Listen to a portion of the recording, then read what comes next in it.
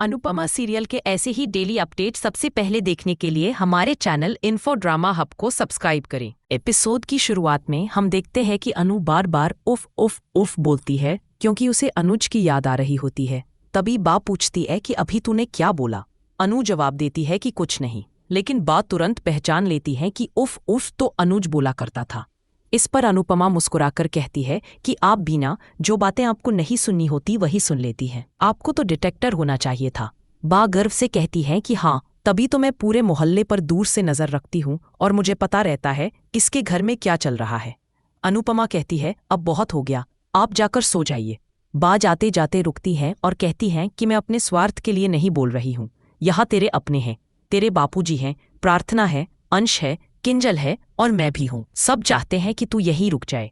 अगली सुबह हम देखते हैं कि अनुपमा, बापूजी, प्रार्थना और किंजल सब साथ होते हैं और अनुपमा कहती है कि हमारे परिवार पर इतनी कृपा है कि 5 पीढ़ियां एक साथ मिलकर पूजा करेंगी। मोहल्ले में तैयारियां देखकर अनुपमा बहुत खुश हो जाती है। इसके बाद अनु, किंजल और प्रार्थना बा का आशीर्वाद लेते हैं। फिर किंजल और प्रार्थना अनुपमा का आशीर्वाद लेते हैं। प्रार्थना किंजल से आशीर्वाद लेती है और कहती है कि मैं बहुत लकी हूँ क्योंकि मुझे 3 सांसों का प्यार मिलेगा। इस पर बा ताना मारती है कि सास का असली रूप तूने अभी देखा नहीं है।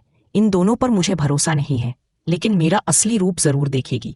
मैं तुझे ताने जरूर दूंगी क्योंकि सास का मान सम्मान रखना ही पड़ता है। प्रार्थना हंसकर कहती है चलेगा। बा आगे कहती है कि आज जन्माष्टमी है और तेरे अंदर भी एक छोटा बच्चा पल रहा है। किंजल कहती है आज तो प्रार्थना की रसोई भी है। सब लोग बहुत खुश होते हैं और अनुपमा कहती है कि बस तू हलवा बना लेना, बाकी काम हम कर लेंगे। बा कहती है कि प्रार्थना तू उपवास मत रखना और अनुपमा को याद दिलाती है कि अगर तुझे मंदिर जाना है तो भी चली जा। अनुपमा को अनुज की याद आ जाती है और वह मन ही मन कहती है happy birthday Kapadia ji, I miss you. पर हाँ, मैं आपको बहुत प्यार करती हूँ। आपकी राधा आज भी आपका इंतजार कर रही है। इसके बाद कोठारी हाउस का सीन आता है जहाँ सब लोग मिलकर श्रीनाथ जी की आरती करते हैं। मोटी बा कहती है कि आज श्रीनाथ जी का जन्मदिन है। जिंदगी में दुख के कई बहाने हैं, लेकिन खुशी का सिर्फ एक बहाना है और वह है हमारे श्रीनाथ जी। इसलिए हम पूरे दिल से जन्मदिन मनाएंगे। पराग अपराध बोध में कहता है कि आपने जिन दुखों की बात की उनमें से एक का कारण मैं हूं। क्या करूं, मैं एक बाप हूं और खुद को रोक नहीं पाया। मोटी बा गुस्से से कहती है कि अगर तू बाप है तो बेटा भी है, पति भी है, लेकिन तेरा एक रिश्ता बाकी सब रिश्तों पर भारी पड़ गया और तू भूल गया कि प्रार्थना ने हमारे साथ क्या किया था। पराग कहता है कि ठीक उसी तरह जैसे आप भूल गई थी पंखुड़ी ने हमारे साथ क्या किया था। अनिल बीच में बोलता है कि मोटा भाई, आज के दिन झगड़ा मत करो और जन्माष्टमी अच्छे से मनाओ। उधर राही कहती है कि आज मेरे पॉप्स का बर्थडे भी है। प्रेम कहता है तो चलो इसी बात पर हम मंदिर चलते हैं। दूसरी तरफ अनुपमा मंदिर जाती है और कहती है कि आज कान्हा जी और मेरे अनुज दोनों का बर्थडे है, इसलिए मैं अपने हाथों से केक बनाकर लाई हूँ। वही राही भी मंदिर में आती है और कहती है कि आज पॉप्स का बर्थडे है, पर मैं ये केक लेकर आई हूँ। तभी अनुपमा और राही आमने सामने आ जाती हैं। अनु मुस्कुराकर कहती है कि यह केक प्रेम ने बनाया है ना, और हाँ, आज तेरे पॉप्स का जन्मदिन है, इसलिए यह दिन तेरे लिए भी खास है और मेरे लिए भी खास है। तेरे पॉप्स के लिए हम दोनों ही स्पेशल हैं और शायद इसी वजह से उन्होंने हमें एक दूसरे के सामने ला दिया है। आज खुशी का दिन है, खुश रहते हैं। लेकिन राही गुस्से में कहती है कि अगर आपकी वजह से पॉप्स मुझे छोड़कर नहीं जाते तो मुझे यहाँ मंदिर नहीं आना पड़ता, मैं उनके साथ बर्थडे मनाती। आप यह सब दिखावा कर रही हैं कि आप पॉप्स से बहुत प्यार करती हैं, पर असलियत यह है कि आप सिर्फ खुद से प्यार करती हैं। अनुपमा शांत स्वर में पूछती है तुझे ऐसा लगता है? राही कहती है हाँ, आपने हमेशा यही साबित किया है कि जीत आपके लिए सबसे प्यारी है। कभी आप आज भी प्रतियोगिता में हिस्सा ले रही हैं और अपनी बेटी को हराना चाहती हैं। अनुपमा पलटकर कहती है कि यही बात मैं भी तुझसे कह सकती हूँ। तेरे लिए भी जीत तेरी माँ से ज्यादा प्यारी है, तभी तू आज तक प्रतियोगिता में डटी हुई है। राही ताना मारती है कि आप तो कभी मेरी माँ बनी ही नहीं। अनुपमा दुखी होकर कहती है कि कान्हा जी गवाह हैं, मैंने कोशिश की। चल ठीक है, मैं तेरी माँ नहीं बन पाई, लेकिन तूने कभी मेरी बेटी बनकर दिखाया है। राही गुस्से में कहती है कि मैं आपसे बातों में नहीं जीत सकती। अनुपमा कहती है तो डांस में जीत जाना। राही चुनौती देती है कि हाँ, डांस में आपको हराकर ही दिखाऊंगी, आप हारने के लिए तैयार रहना।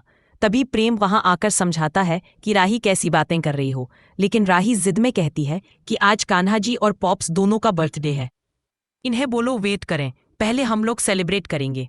राही मंदिर के अंदर चली जाती है और अनुपमा अनुज से मन ही मन कहती है कि आपने अपनी बेटी का गुस्सा देखा ना, बिल्कुल आपकी तरह है। जब ये गुस्सा करती है तो इसका नाक भी लाल हो जाता है। आप अपनी बेटी को थोड़ा समझ दे दीजिए। ये जब भी मुझे देखती है तो लड़ने को तैयार हो जाती है।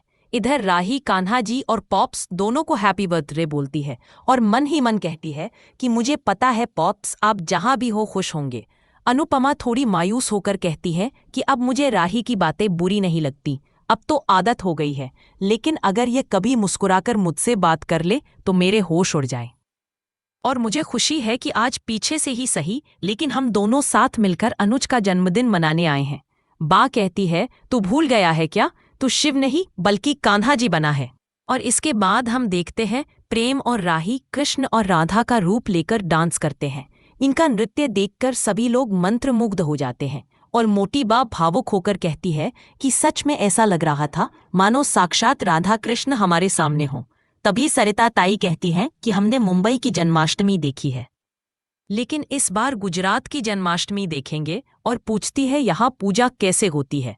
जवाब मिलता है कि सबसे पहले कान्हा जी को नहलाया जाता है, उनका श्रृंगार होता है, मुकुट पहनाया जाता है, मोर पंख लगाया जाता है, फिर उन्हें पंजीरी का भोग चढ़ाया जाता है और आरती की जाती है।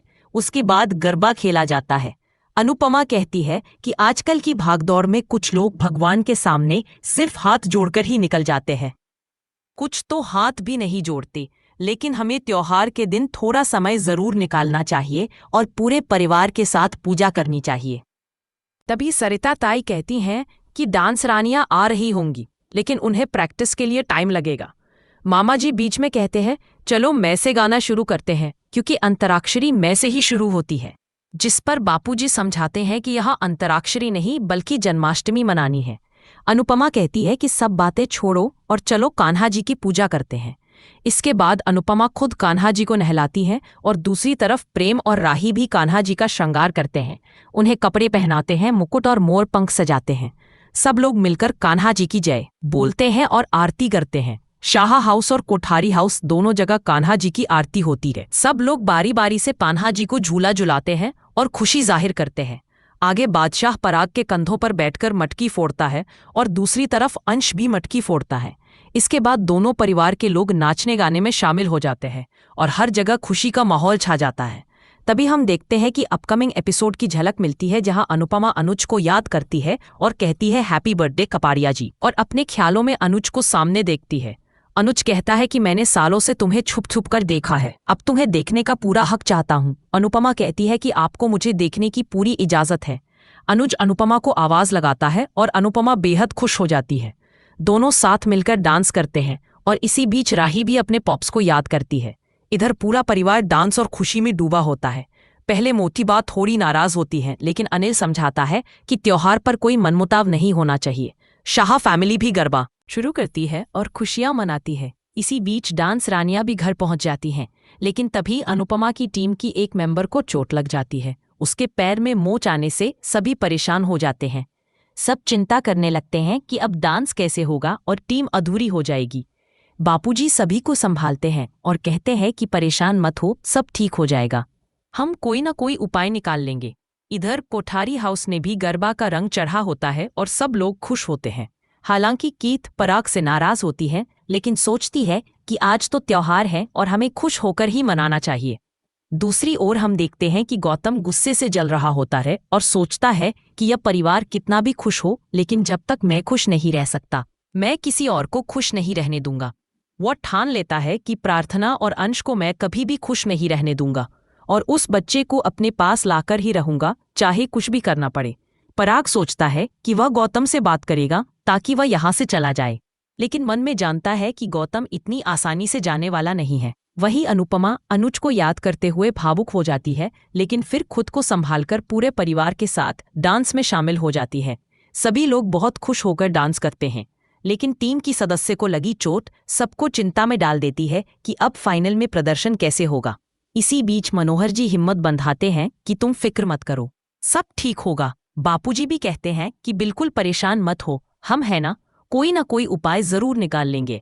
अनुपमा सोच में पड़ जाती है क्योंकि उसे अंश और प्रार्थना की बातें याद आती हैं, जो चाहते हैं कि अनु यही रुक जाए। बा ने भी अनु से कहा था कि तुम यही रहो। अनु दुविधा में है कि क्या करे। सब जानते हैं कि वो यही रहे, लेकिन उसका मन डांस रानियों के साथ मुंबई लौटने का है, क्योंकि उसने उनसे वादा किया है कि कभी उन्हें अकेला नहीं छोड़ेगी। दूसरी ओर परिवार के लोग विनती करते हैं कि अनुपमा कहीं मत जाओ, यही रुक जाओ। बापूजी और बाकी सभी कहते हैं कि बेटा, पूरा परिवार यहाँ है तो तू भी यही रह। अंश भी कहता है कि अनुपमा, अगर आप हमारे साथ होंगी तो हमें हिम्मत मिलेगी, वरना गौतम पता नहीं क्या करेगा। और इसी के साथ एपिसोड का अंत होता है। आज का एपिसोड आपको कैसा लगा, हमें कमेंट में ज़रूर बताएं, और ऐसे ही अपडेट्स के लिए हमारे चैनल इन्फो ड्रामा हब को सब्सक्राइब करना न भूलें।